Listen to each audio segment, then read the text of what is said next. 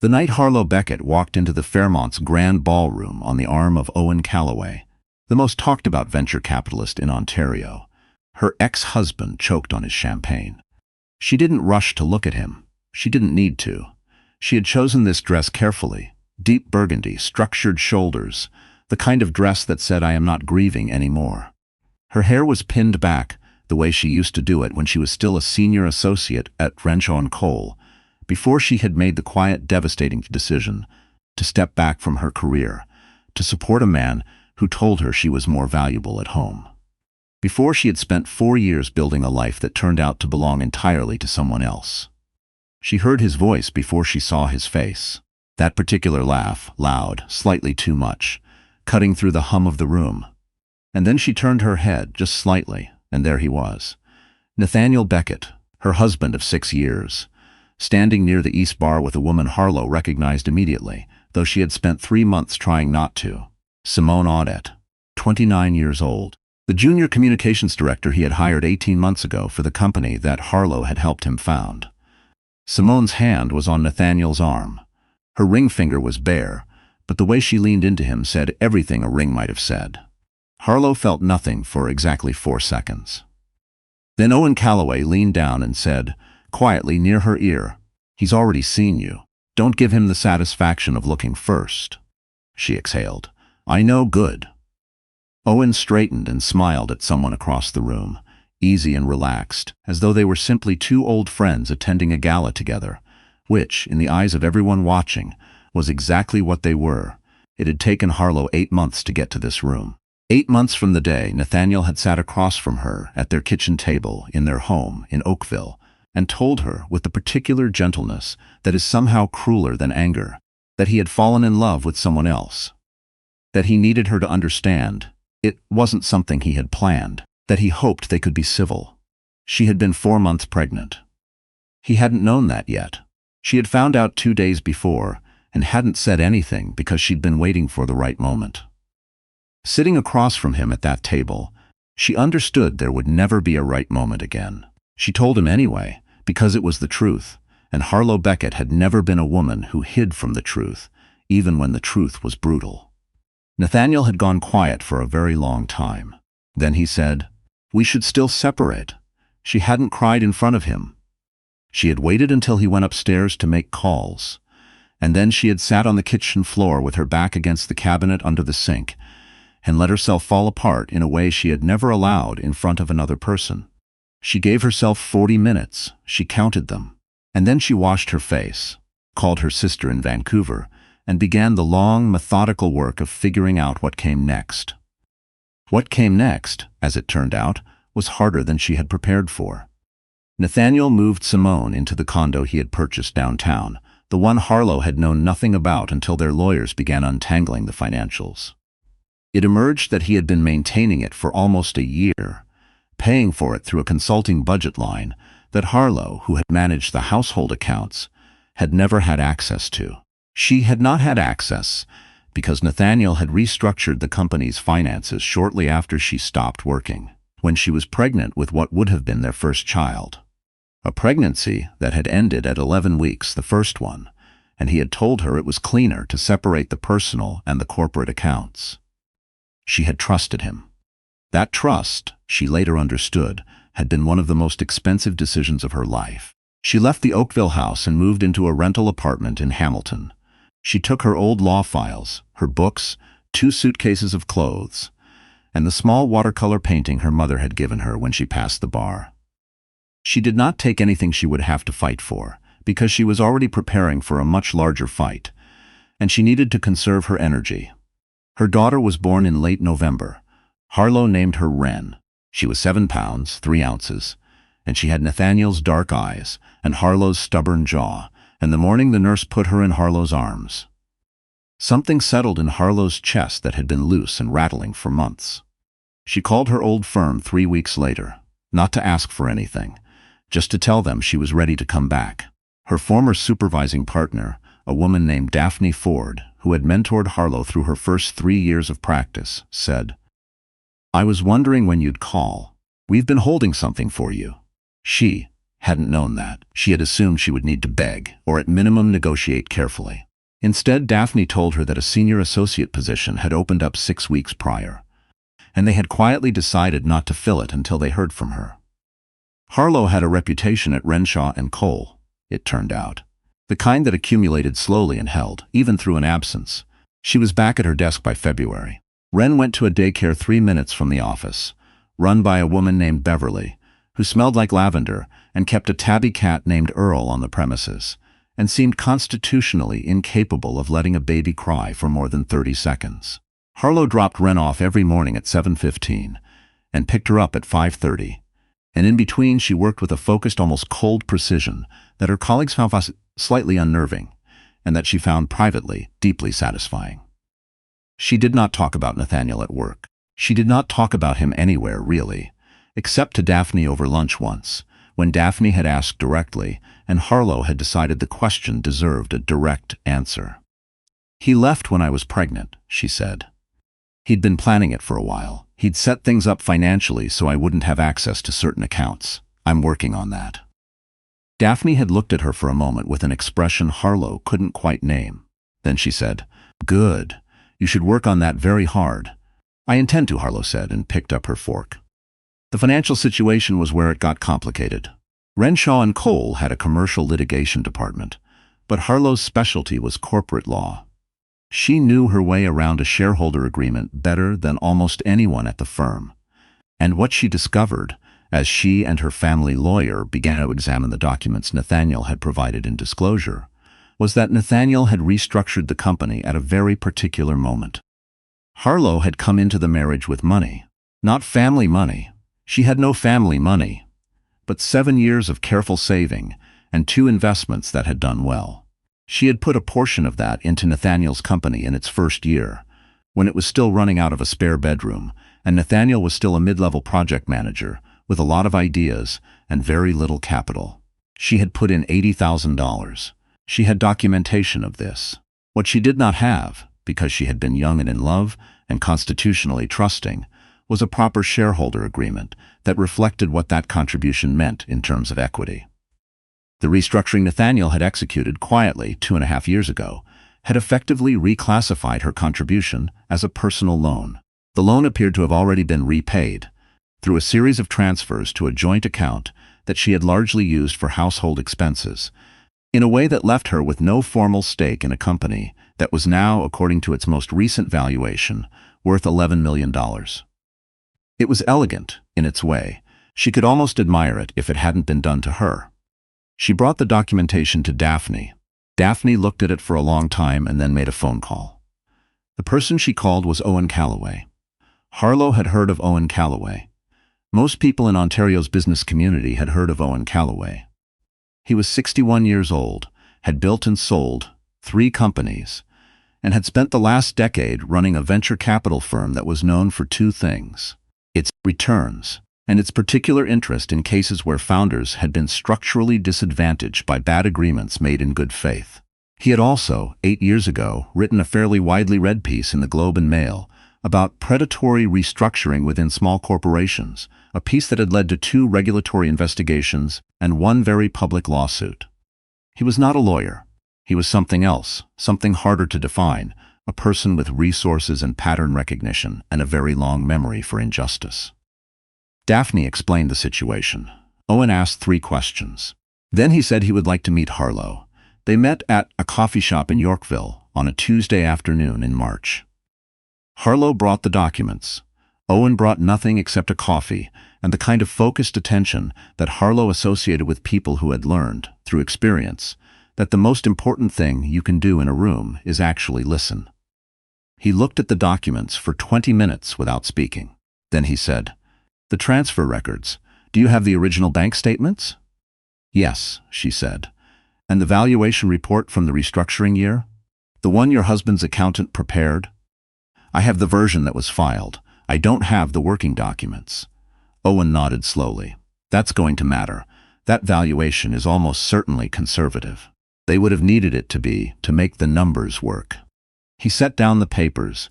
"You had an interest in that company, Miss Beckett." "A real one. What was done was it wasn't technically illegal.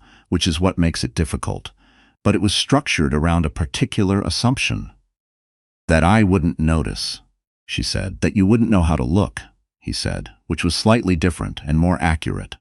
She looked at him across the table. Can it be undone?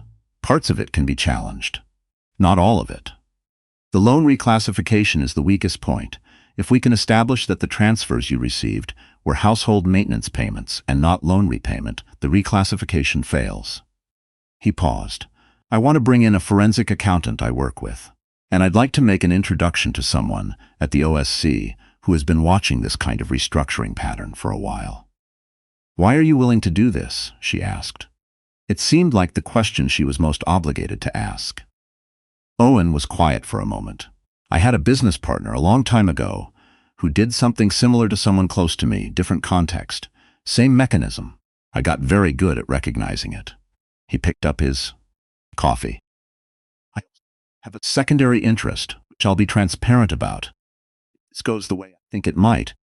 There are grounds to argue that the company's current valuation is built partly on intellectual and operational contributions that were never properly compensated. That opens certain questions about the company's future, questions that may interest other parties. Harlow studied him. You think there are investors who'd want to know their valuation figures are sitting on contested ground? I think there are investors who would find that information very relevant to decisions they're already in the process of making, he said. She thought about that for a moment. All right, she said. Let's talk about next steps. The next 6 months were not dramatic. From the inside, they were exhausting in the way that requires a specific kind of endurance. Not physical, but the kind where you have to keep making clear-eyed decisions every single day, when every day some part of you would prefer to simply not. She worked, she researched, she sent documents to Owen's forensic accountant, a meticulous man named Fergus who communicated exclusively by email and had the remarkable quality of never making her feel stupid for not knowing things she had never been taught. She sat across from mediators. She sat across from Nathaniel's lawyers, who were very expensive, and had the particular confidence of people who believed the matter was essentially resolved, that she was a reasonable woman who would eventually recognize the limits of her position and accept a settlement. She was unfailingly polite in these meetings. She brought good notes. She asked precise questions. She watched them recalibrate very slightly each time. Nathaniel, she heard through the legal process, had told people she was being difficult, that she had always had trouble accepting when something was finished, that he genuinely wished her well and hoped she would move on. She heard this and filed it away with everything else. Wren, meanwhile, was learning to walk. She would pull herself upright on the edge of the coffee table, release, stand for a half-second of pure concentrated balance, and then sit down abruptly, hard, and look surprised every single time. Harlow would watch this and feel something so large and quiet she didn't have a word for it. She'd call her sister after Wren was asleep and give her the legal updates, and her sister would say, "I'm proud of you." And Harlow would say, "Don't be yet." The invitation to the Fairmont Gala came through Owen in September. It was the annual Business Innovation Awards dinner. Nathaniel's company had been shortlisted for a Growth Category Award. Owen was on the selection committee, a fact that was publicly listed and therefore entirely above board, and he had been attending the dinner for 9 consecutive years. He called her directly to ask if she would accompany him. She had been quiet for a moment. "I want you to think about this practically," Owen said. "This isn't about anything theatrical. The room will have people in it who have heard one version of this story, Nathaniel's version. It would be useful for them to see another version. The version where I'm doing fine," she said. "The version where you're doing considerably more than fine," he said, "which is also, importantly, the true version." She thought about the burgundy dress that had been hanging in her closet since before everything happened, purchased for a work event she had never attended because Nathaniel had needed her at a last-minute function of his. She thought about Wren, who would be with Beverly that evening, because Beverly had offered to do late nights on short notice, with a cheerfulness that Harlow had not questioned. "All right," she said, which was becoming something of a theme. She had not, in the weeks of preparation before the gala, told anyone what had been finalized by then. The forensic accounting report, the OSC inquiry, which had been opened quietly based on the pattern Fergus had identified. The settlement offer from Nathaniel's lawyers that had landed, very suddenly, 8 days ago. A real one, not a continuation of the earlier insult. Reflecting a number that suggested someone on his side had done the math and understood where things were heading. She had not accepted it yet, she was thinking. So, when she walked into the Fairmont on Owen Calloway's arm, Harlow Beckett was not a woman who had been discarded. She was a woman who had been in the middle of a negotiation for 6 months and had, as of 8 days ago, been offered proof that she was winning it. She just hadn't told anyone yet. Nathaniel excused himself from Simone and made his way across the room. She saw him coming and kept her expression neutral, which required nothing at all by this point. Harlow. He kissed her cheek in the social way, the way that said we are adults who have managed this gracefully. You look wonderful. Thank you, she said. He glanced at Owen, a fractional glance, but she caught it. Owen, good to see you. Owen smiled. Nathaniel, congratulations on the shortlist. Exciting year for you. There was a brief pause. In that pause, Harlow watched Nathaniel perform a rapid, almost invisible calculation. Owen Calloway knew the situation, at minimum, because the legal correspondence had named his forensic accountant in discovery. What that meant for this moment was something Nathaniel was working out in real time. Harlow, Nathaniel said more carefully now. Could we find a moment tonight too? I don't think so, she said, not unkindly, just with the same clarity she'd been practicing for 8 months. I think anything we need to discuss, our lawyers can handle. They've been doing very well. His jaw moved slightly. I want you to know I've never wanted this to be adversarial. I know, she said. This was even true. He had wanted her to disappear quietly. There was nothing adversarial, from his perspective, in an opponent who simply concedes. Enjoy your evening, Nathaniel. She turned back to Owen, who handed her a glass of sparkling water with a very small, almost imperceptible nod. The award, as it turned out, went to another company. Nathaniel smiled through the announcement. Simone, at the table with him, touched his arm. Later, when the dinner had moved into its cocktail portion and people were circulating, Daphne found Harlow near the windows. The offer, Daphne said, without preamble. Have you decided? Harlow looked out at the city. The Toronto skyline at night had always seemed, to her, like a promise of something she had never been entirely sure what. I want the equity position acknowledged in writing, she said. Not just the settlement number. I want the record corrected, that it was an investment, not a loan. That the restructuring misrepresented the transaction. Daphne nodded slowly. That's what I thought. That's going to take longer. I know. Harlow turned back. Across the room, Nathaniel was laughing at something, his hand at the small of Simone's back. She felt no jealousy, she realized. She hadn't felt jealousy in a long time. What she felt was something closer to the particular satisfaction of a woman who knows she has read a situation correctly.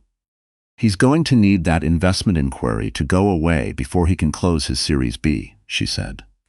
He needs it to go away more than he needs to save the settlement money. Daphne looked at her. And you know this because I know how he thinks about money, Harlow said. I spent 6 years watching him. He always trades short-term comfort for long-term cost. He'll agree to the language if we push for it, because he wants the inquiry closed, and he thinks a settlement closes it. She paused.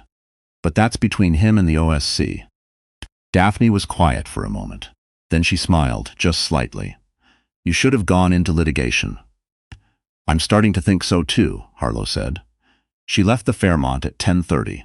She stopped at Beverly's, where Wren was asleep in the portable crib in the guest room, one arm thrown over her head in the imperious way that small people sleep.